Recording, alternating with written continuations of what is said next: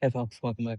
So Dwarkesh Patel just put out a new blog post and video where he talks about continual learning. And he's really been harping on this notion of continual learning for a long time. And he's also brought it up with a lot of the prominent guests on his podcast.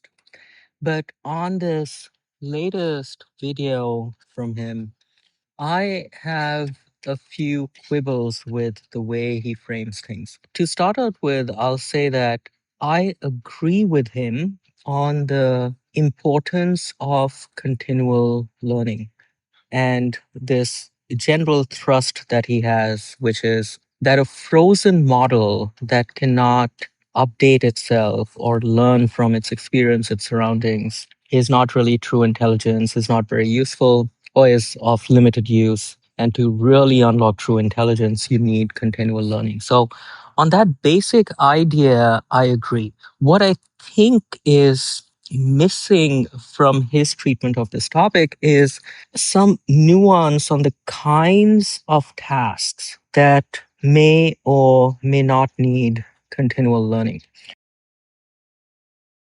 So, for example, in this latest video, he takes the example of learning to play the saxophone or something like that. So I've explained elsewhere why I think actual continual learning is needed. I don't think you can have AIs that perform whole jobs as competently as humans if they are forced to just write markdown files from session to session.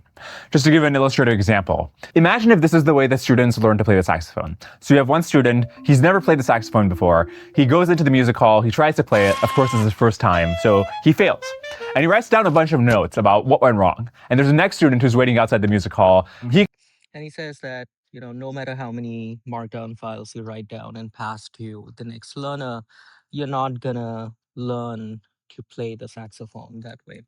And I think the distinction here is going back to this video I made 2 or 3 videos ago, is that you have to look at the type of task. And I was looking at this paper where the author categorized tasks into 3 buckets: skills, rules, and knowledge. And skills are these sensory, motor, very fluid, integrated kinds of actions, exactly like playing a musical instrument or driving a car or things like that. And then above that, you have rule based procedures where you pattern match on your situation. And based on what situation you're in, you then carry out a well understood process. And above that, still you have knowledge where you're doing abstract reasoning. So this is what mathematicians do. They're not purely following procedural knowledge, other than the rules of proof and logic, but they're using symbols to do abstract reasoning. It's not well understood what the solution will look like, etc. So that's open-ended problem solving. And the thing is, his point about you're not going to learn important stuff no matter how many markdown files you write down. There's a massive counterexample to it. And that massive counterexample is, well, all of civilization, all of knowledge.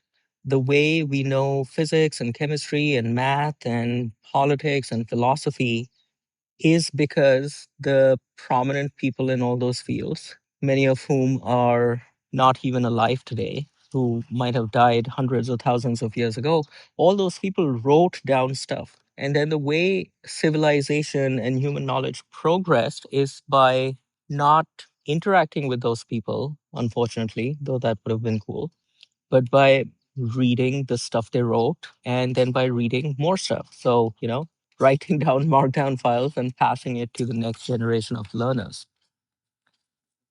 So I think that is one massive gap in his argument for what mechanism continual learning should take. He seems to be implying that the only kind of continual learning that can happen is if the model fluently and continuously updates its weights. And I disagree with that because of this counterexample of civilization itself. The other less philosophical but still very important objection to continuously and fluently updating weights is that you should go look at the famous quote unquote Alex Karp crash out even though I don't think it was a crash out. He was making a very reasonable point.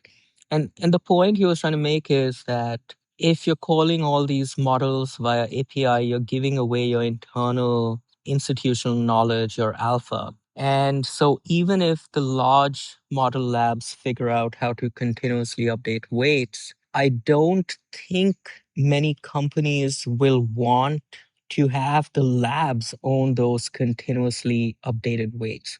Now, you may say, well, all the large companies are using cloud anyway, so they are placing their secrets in another company's computers, like, Google Cloud or Amazon Cloud or Microsoft Cloud. But putting your data and compute into a cloud to be operated on by your own code, even if it's running on someone else's servers, is very different than having the provider actually just learn and absorb all your internal proprietary knowledge. Just because I store my databases on AWS doesn't mean that AWS is learning from the data in my databases.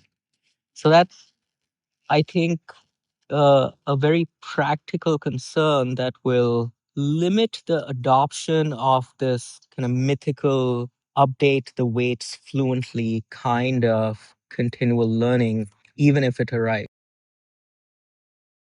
So I think if it does arrive, scoping it is going to be very important to get adoption, in that I don't want the entire model's weights updated. I want some instance of a model that's just for me and my company. And I'd be fine if that gets updated. And maybe even then, I'd only be fine with it if it was on-prem or something like that.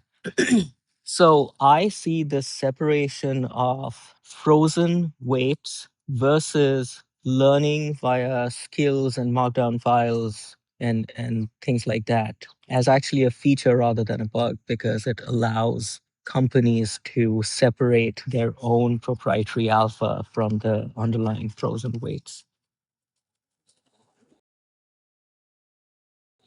Anyway, so I thought that nuance was that important distinction of the kinds of tasks you have, the fact that you can actually do a lot of very important and very deep learning and understanding and progress with simply passing down text. And then the practical point of, even if continual learning arrives, I'm not sure if companies will be super thrilled about it being hosted outside their boundaries. So I think those are some important considerations that Dwarkesh fails to point out. All right, thanks. I'll see you in the next one.